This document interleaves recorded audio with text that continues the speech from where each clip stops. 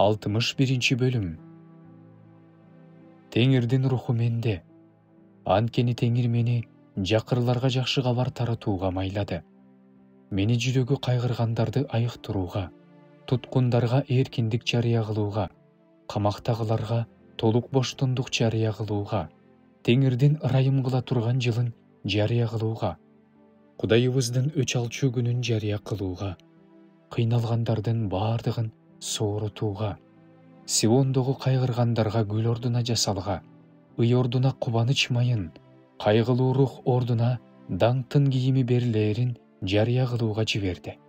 Аларды адилеттүүлүгү менен улуу жана Теңир өзү даңкталыш үчүн отургузган көчөт деп аташат.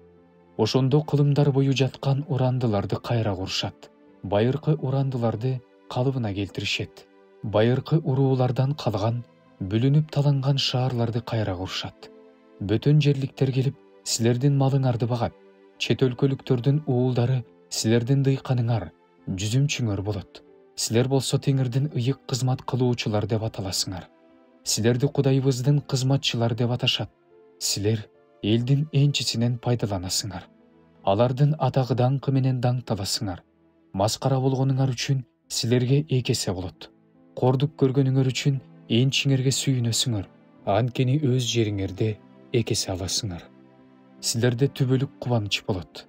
Анткени мен Теңир акыйкаттыкты жакшы көрөм. Талап тоноочулук менен зордук зомбулукту жек көрөм. Аларга чындык боюнча сыйлык берем. Алар менен түбөлүк келишим түзөм. Ошондо алардын тукуму элдер арасында белгилүү болот. Алардын укум тукуму уруулардын арасында белгилүү болот. Аларды көргөндөрдүн баары алардын Теңирден баталган тукум экенин таанып билишет. Теңир жөнүндө кубанам. Кудайым жөнүндө жаным кубанат. Анткени ал мага куткаруу чапанын кийгизди. Чындыктын кийимин кийинтти. Ал мага күйөөгө таажы кийгизгенсип, таажы кийгизди.